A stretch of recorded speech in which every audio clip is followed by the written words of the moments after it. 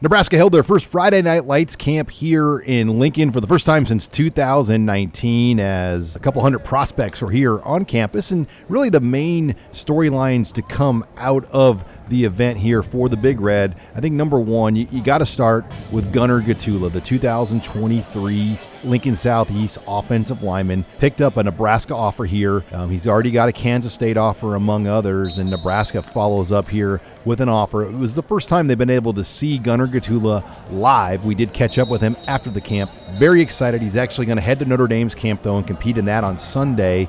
But you have to like the Huskers' chances right now. Also in that class of 2023, tight end commit Benjamin Bramer out of Pierce made his first appearance on the Huskers campus. As the last time camps took place, he was just going into his freshman year of high school, and Bramer definitely looked the part. He's got the long frame. And it was just good to see him out there competing on that stage, as a lot of these Husker coaches have never met him in person, and you could tell just getting a chance to be around the staff for the first time felt really good for not only Ben but his family, as his father, Mark Bramer, and his wife were also with him here at the camp. Several other high-profile in-state players were at the camp. I thought one guy that stood out was 2023 Grand Island Northwest outside linebacker Victor Easley. Just looks the part physically, moved really well, showed out in a lot of the different drills we got to see here at the camp. Another 2023 name that was at Nebraska for the first time was Gretna quarterback Zane Flores. He's been the Dragons starting quarterback since his freshman year,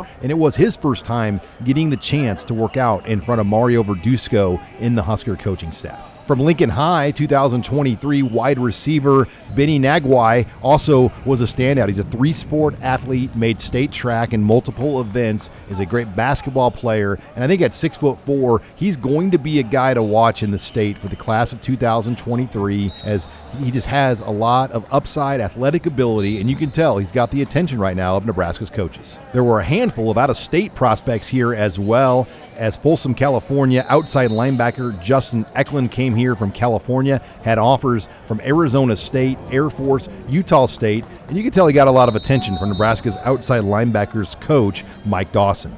From Wisconsin, a running back that was at the camp that stood out was Max Grand out of Elwert, Wisconsin, as he was getting several reps, and he was really the only recruitable running back prospect in the camp, so he was able to get quite a few looks here from the Husker staff. 2022 Grand Island inside linebacker prospect Keaton Fife was in Lincoln all day today. Earlier in the morning, he had a private workout with the Husker staff from 9 to 10 a.m. He came back for Friday Night Lights camp, and you can tell the staff sees a lot of potential in him. I would say right now he's probably a high priority walk-on target for the Huskers. Another prospect that worked out earlier in the day but also took part in Friday Night Lights camp was Braden Lofton of Lewis Central. He's the heir apparent of current Husker tight end Thomas Fedoni, and Lofton was a player that transferred to Council Bluffs Lewis Central after his high school, Omaha Burke, did not have a season, and he'll stick with the Titans here for his senior year.